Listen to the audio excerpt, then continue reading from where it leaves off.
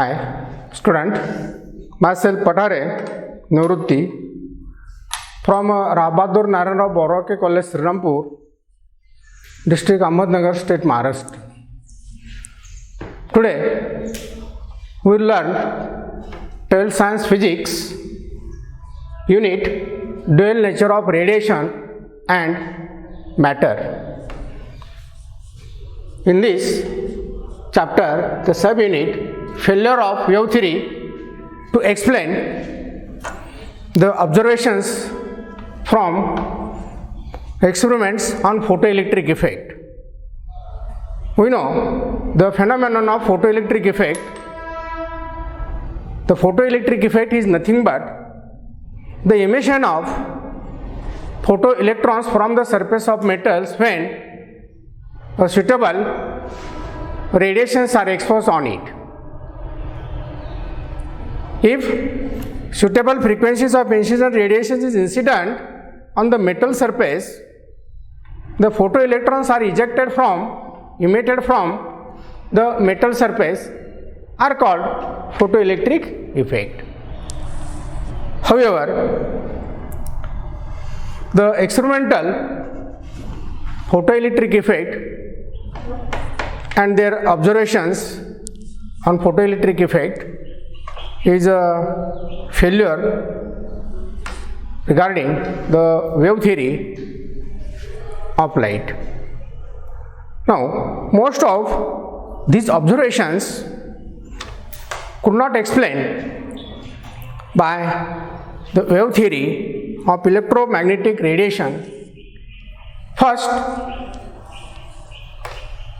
and foremost was the instantaneous emission of electrons on incidence of light on metal surface. The electrons on metal surface will absorb this incident energy continuously. All the electrons near the surface will absorb this incident energy, and now the metal surface will require reasonable time in a few minutes to hours to accumulate the sufficient energy to knock off the electrons. The intensity of incident radiation is greater, more will be incident energy, hence expected time required to knock off the electrons will be less. For small incident intensity, the energy incident on unit area in unit time will be small and will take a longer time to knock off the electrons.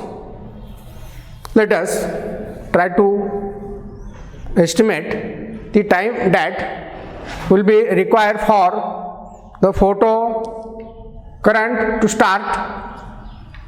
We need to define the terms work function of a metal. Now,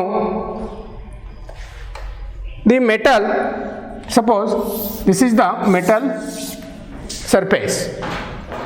We know the metal have a number of free electrons, and now due to these free electrons, the metals are, we said that they are good conductors for heat and electricity. These electrons in the metals are free to move inside the metal, and they cannot escape.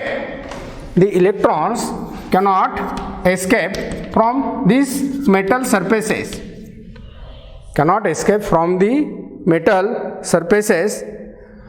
unless sufficient energy is supplied to them. the minimum amount of energy required to be provided, the minimum amount of energy supplied required to be provided to an electron to pull it or to eject it out of the metal from the surface. Now, this minimum amount of energy required to escape or to eject the electrons from the surface of metals is called work function. And now, this work function is denoted by letter phi0. And now, these work functions for different metals is different, that is, the work function depends on properties of metal and nature of its surface. Generally, the work function is expressed in a unit of energy, electron volt. Now, the energy in electron volt is different for different metals. For example, potassium, the electron volt energy is 2.3, sodium 2.4 electron volt, calcium 2.9 electron volt, zinc metals, the threshold work function is 3.6 electron volt, silver is a 4.3 electron volt, aluminum 4.3 electron volt, tungsten 4.5, copper 4.7 electron volt, and now nickel 5 electron volt. The gold work functions energy is 5.1 electron volt. Thus, the energy of each metal's work functions is different in each metals, and now this energy is measured in electron volt. Secondly, since larger incident intensity gives larger energy, and the electrons are expected to be emitted with larger kinetic energy. But observations show that maximum kinetic energy did not depend on the incident intensity, but depend on incident frequency of radiations. According to wave theory, the frequency of incident radiations has no role in determining the kinetic energy of photoelectrons. Moreover, wave theory expected that photoelectrons to be emitted for any frequency if the intensity of radiation was large enough. But observations indicated that for a given metal surface, some characteristic cutoff frequency nu0 existed below which no photoelectrons were emitted. That is, the incident frequency is less than nu0 frequency, the photoelectrons does not emitted, however intense the incident radiation was, and photoelectrons were always emitted. If incident frequency nu was greater than the nu0, that is threshold frequency, even if the intensity was low.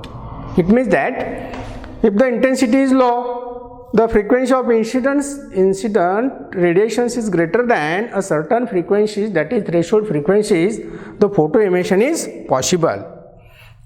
Now, next point is Einstein's postulate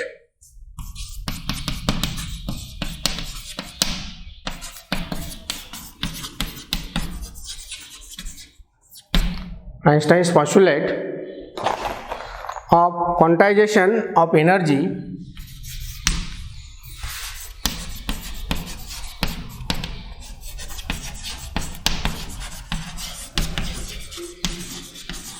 Einstein's postulate of quantization of energy and the photoelectric equation.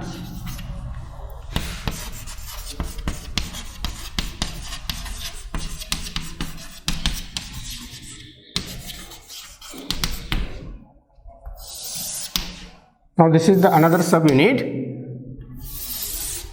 Einstein's postulate of quantization of energy and the photoelectric equation.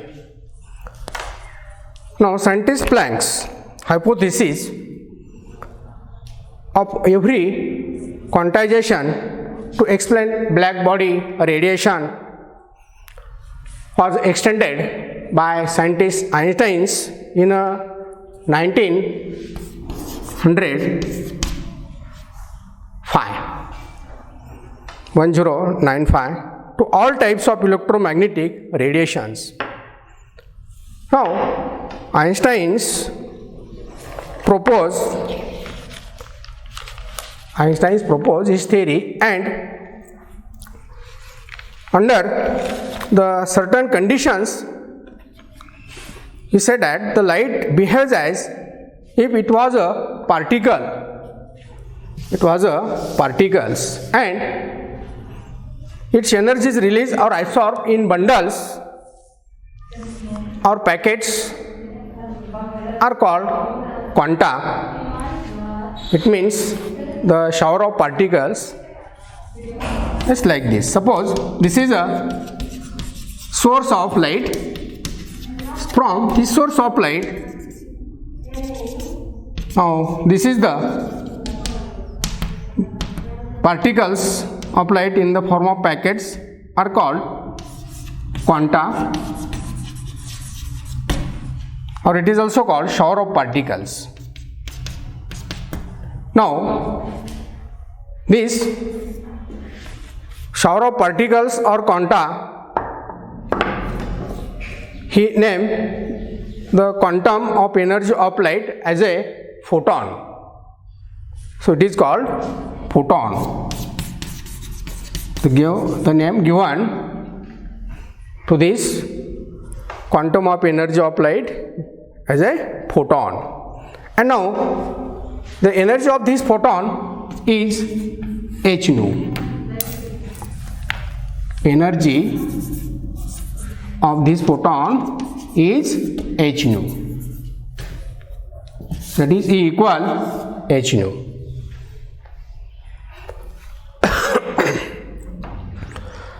Now, here h is Planck's constant and nu is frequency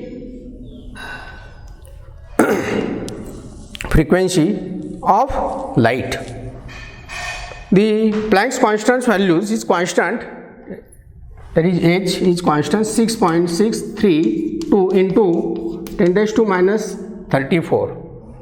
6.626 into 10 raised to minus 34 joule second. Now this is the constant, Planck's constant value 6.626 into 10 raised to minus 34. So the energy is directly proportional to the frequency. Energy is directly proportional to the frequency.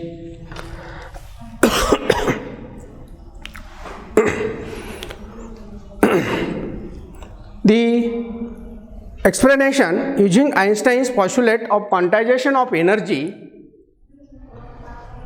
for the observations mentioned in observations from experiments of photoelectric effect. So, first point, in first point, Einstein's argued that when the shower of particles in the form of photons are incident on the surface of metals, the energy of these photons received by the energy or the electrons gains the energies from the photons, the energy gains by the photons, and now the amount of gain energy is utilized by this electron is to escape the electrons from the surface of metals, are called threshold work functions.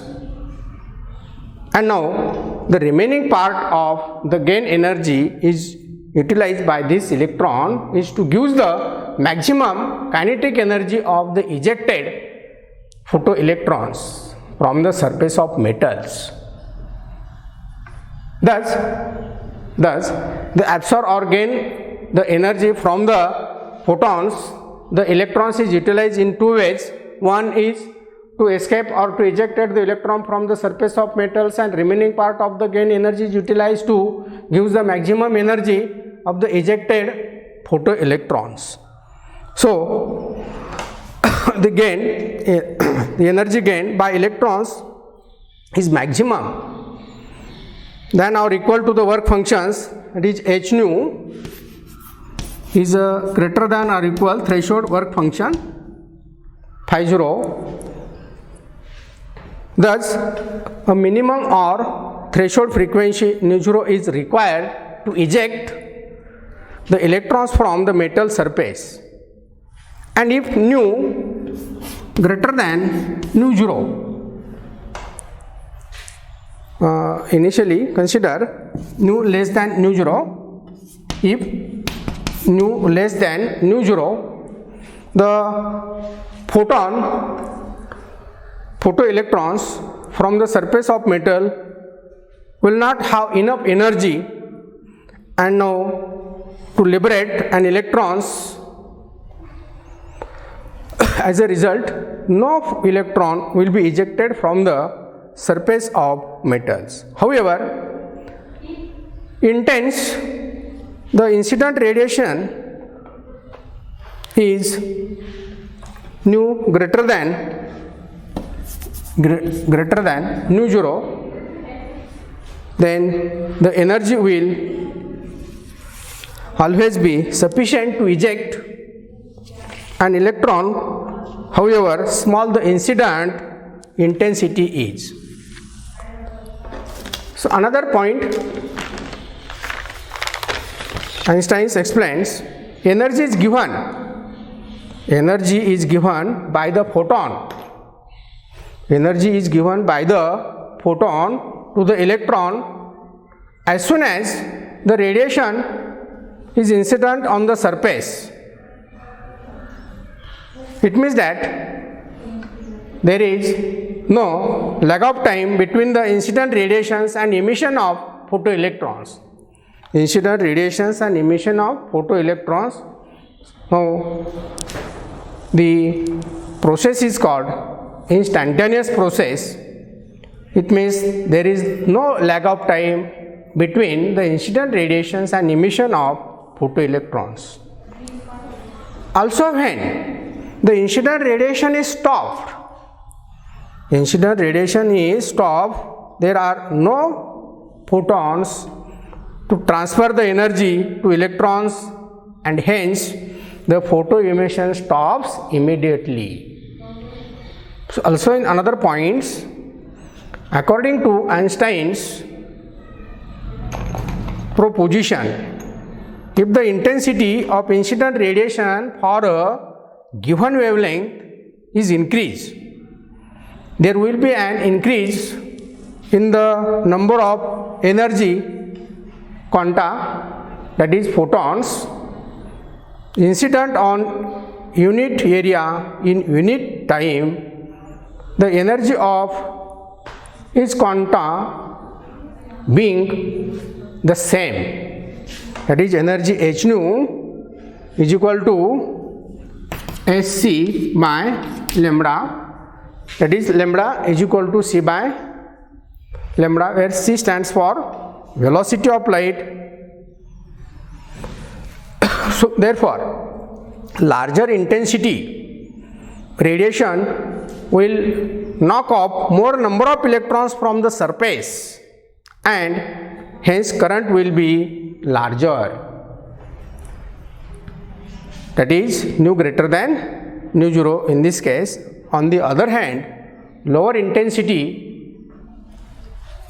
implies less number of incident photons, hence less number of ejected electrons and lower current is produced. In another points also stated, the increasing incident radiations,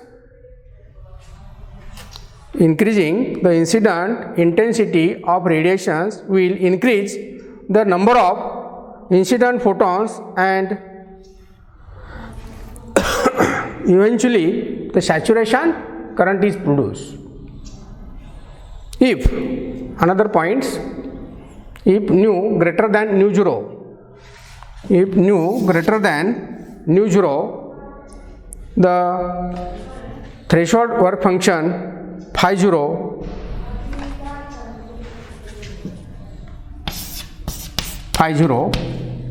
is used by the electrons to escape from the metal surface, and the remaining part of energy is used to provide the maximum kinetic energy of ejected photoelectrons. So we can